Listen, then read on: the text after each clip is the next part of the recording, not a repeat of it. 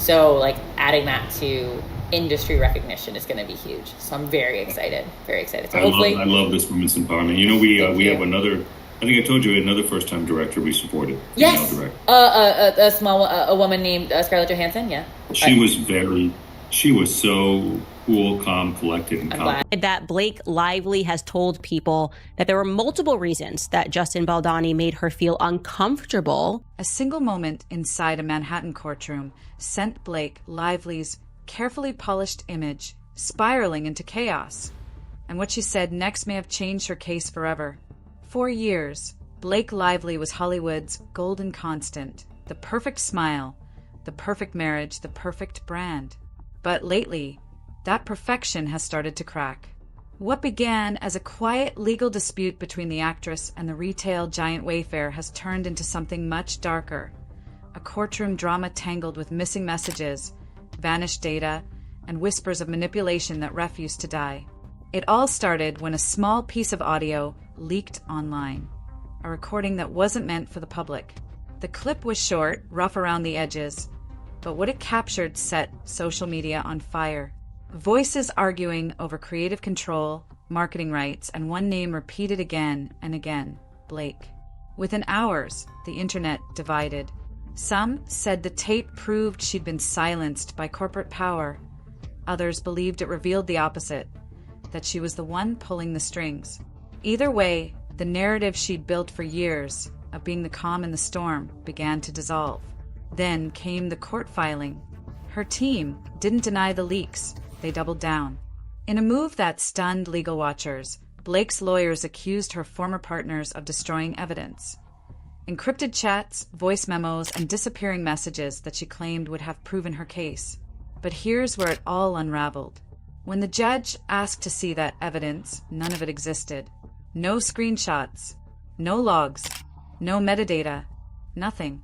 That moment, the pause between the question and her team's answer, was the spark. Reporters described Blake's face shifting from steady to shaken. A whisper rippled through the courtroom. And by the time she stepped outside, the headlines had already written themselves. Blake Lively admits her evidence doesn't exist. It wasn't just the story of an actress in a legal battle anymore. It became a question of credibility. How much of Blake Lively's carefully crafted truth was ever real at all? The leak didn't come from the courtroom. It surfaced quietly, a late-night upload that spread before anyone could contain it. The audio captured a tense conversation between Clara Yubb, a producer tied to Blake's last film, and investor Steve Sarowitz. The voices were unmistakable, sharp, frustrated, circling the same name.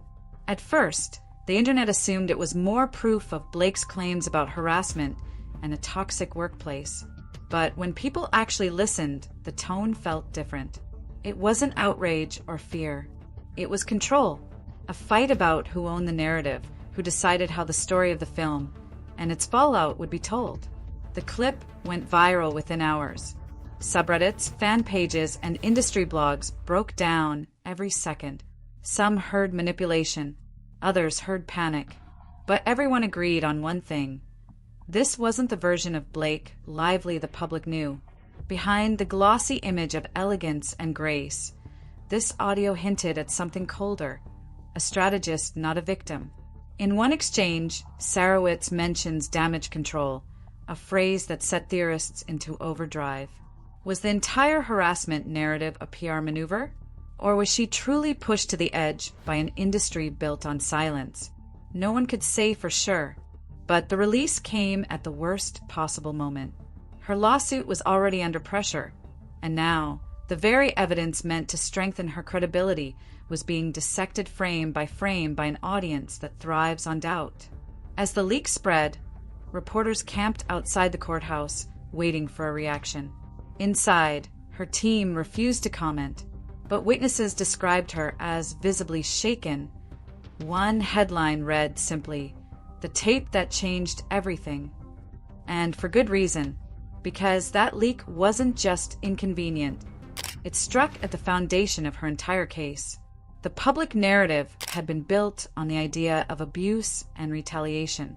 The tape suggested ego, control, and something far more personal: fear of losing the spotlight she once commanded. With the leaked audio dominating every headline, Blake Lively's legal team had to act fast. Silence would only make her look guilty. And so, in a move that stunned even veteran attorneys, they filed what's known as a motion for sanctions. On paper, it sounded simple, an accusation that the other side had destroyed evidence. But in reality, it was a legal grenade. Blake's lawyers claimed that Wayfair, its PR affiliates, and several executives had coordinated a covert digital smear campaign against her. Their alleged tools: encrypted chats, auto-deleting voice memos, and secret group messages that conveniently vanished before trial. It was the kind of twist made for headlines: an invisible conspiracy, a starlet targeted by shadowy insiders. The filing painted Blake as the victim of something orchestrated, almost cinematic. But buried in the fine print was one fatal flaw. There was no physical proof, no screenshots, no recovered data, nothing to confirm that any of these messages ever existed. Her entire motion relied on the assumption that because the data wasn't there, it must have been erased to hide wrongdoing.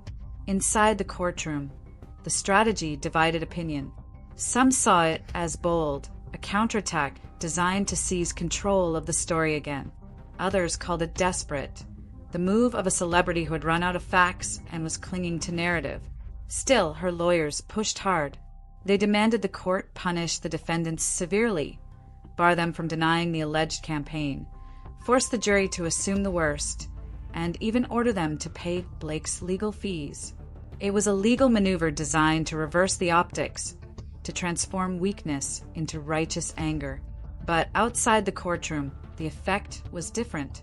Reporters described it as a lawsuit turning on itself, and fans began to ask a dangerous question: was Blake fighting for justice or for control? Once the motion for sanctions hit the docket, all eyes turned to one question: where was the proof? Blake's filings described entire conversations, digital trails of retaliation, jokes at her expense, even voice memos mocking her behind closed doors. But when investigators went looking, the supposed evidence was nowhere to be found. No cloud backups, no recovered data, no trace of the encrypted chats she swore would vindicate her. Just a gap, and a growing list of assumptions to fill it. Her team insisted those messages had existed and were deleted intentionally. They blamed the defendant's use of Signal, an app famous for its disappearing messages, calling it a calculated move to cover their tracks. But the opposing attorneys fired back. Signal auto-deletes by default. There was no order to preserve anything at that stage. Nothing was hidden because nothing was saved. The judge wasn't convinced either. When Blake's lawyers demanded the defendants be punished, he reminded them that a court can't sanction someone for destroying files that may have never existed. The law requires proof, not speculation. But outside the courtroom, nuance didn't matter. The headlines wrote themselves. Blake Lively claims evidence was erased. On social media, the rumor evolved. What started as a technical filing turned into whispers of a Hollywood cover-up. People began connecting dots that didn't exist, accusing everyone from studio heads to PR strategists of conspiring against her. The irony? Each wave of speculation only made the hole in her story bigger. Because the more people searched for those messages, the more obvious it became that they might never have been real in the first place. And yet, in a strange way, the absence of proof only made the myth stronger. The missing evidence became its own symbol, a blank space filled with suspicion, fear, and fascination. For Blake, it was both her greatest weakness and her only remaining weapon. When the court finally convened to address Blake Lively's explosive motion, the tension in the room was palpable. Cameras weren't allowed, but those inside described the silence as electric, the kind of stillness that comes just before something breaks. Judge Lyman, known for his sharp tone and aversion to theatrics, took his seat and read through the filings line by line. Each claim, each paragraph, every mention of missing Signal messages. When he looked up, it was with the faintest trace of disbelief. He reminded both sides of a simple legal truth. You can't compel someone to produce what doesn't exist. The room froze. Reporters scribbled that line in their notebooks. For Blake's team, it landed like a hammer. Lyman acknowledged that yes, Signal's auto-delete feature was active, but that didn't mean anyone acted in bad faith. There was no proof of deliberate destruction. No intent, no preservation order ignored. In short, nothing sanctionable. It was a quiet but devastating ruling. Her lawyers had gambled on turning speculation into strategy, and it failed. The motion was denied. But what happened next may have hurt more than the legal blow itself. The judge's decision was public, and within hours it became headline fuel again. Analysts described the move as a repackaged argument, the same claims she'd already lost, filed again under a new label. And that pattern, accusation, collapse, deflection, was starting to repeat too often to ignore. Each time her credibility took a hit, a new motion followed. Each time her story lost traction, a new conspiracy emerged to replace it. By the end of the day, one truth had surfaced from the wreckage.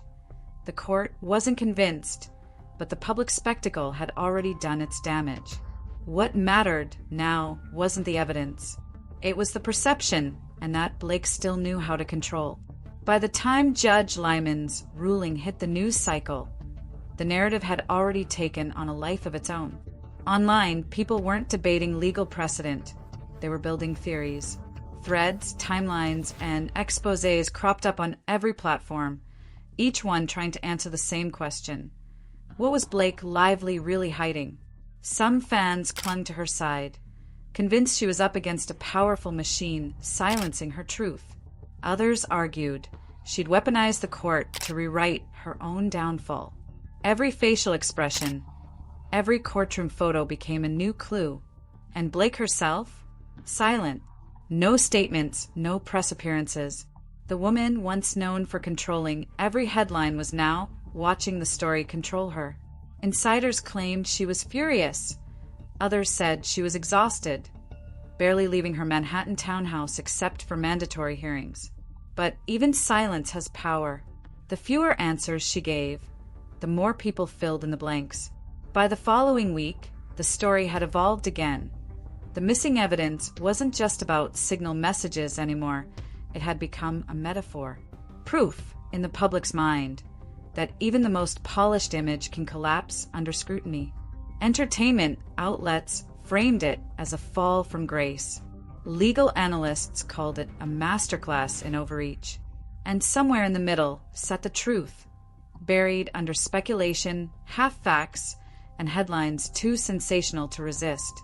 Then came the twist no one saw coming. A new filing appeared on the court docket. Smaller this time, quieter, but unmistakably hers. Another request.